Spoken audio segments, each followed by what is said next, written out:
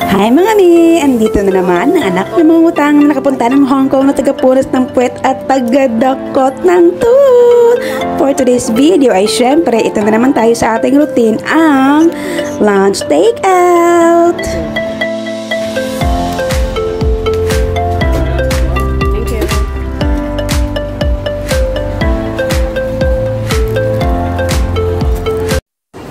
Takeaway done! Takeaway ng lunch is done. So tara, see you sa bahay!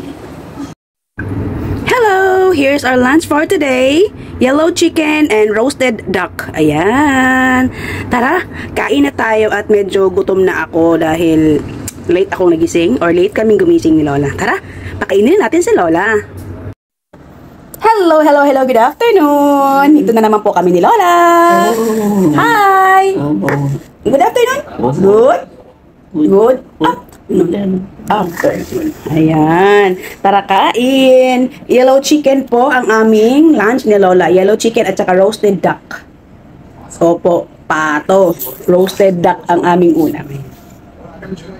Binigyan ko na. Ayun doon na sa kanya. Hindi naman kasi ako mahilig masyado dito. Kaya binigay ko na sa kanya. At meron naman ako nalutong tuyo.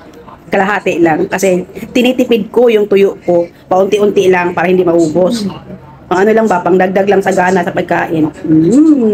Ayun. Masarap tong yellow chicken nila. Parang native pero hindi siya matigas. Masarap. Dati hindi ako kumakain kasi medyo ano lang siya. May malakas lang yung amoy. Yung langsa ba niya? Malangsa lang siya. Pero masarap. Lalo na paglagyan nyo ng ginger and onion leaves na sausawan ay sarap. Some other time tuturuan ko kayo kung paano magawa ng ginger and onion leaves na sausawan. Mabilis lang. Basta masarap 'yun. Tara, at grabe ang init. Meron na naman akong lampin na nakaabang dito dahil sa sobrang init. So ayan. Kakain na muna kami ni Lola dear. Kayo ba kumain na?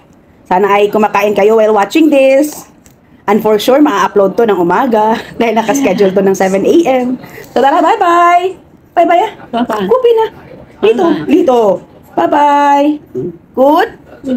Goodbye. O, diba? Ang aliwalas ng mukha ni Lola, diba? Parang kasing aliwalas ko.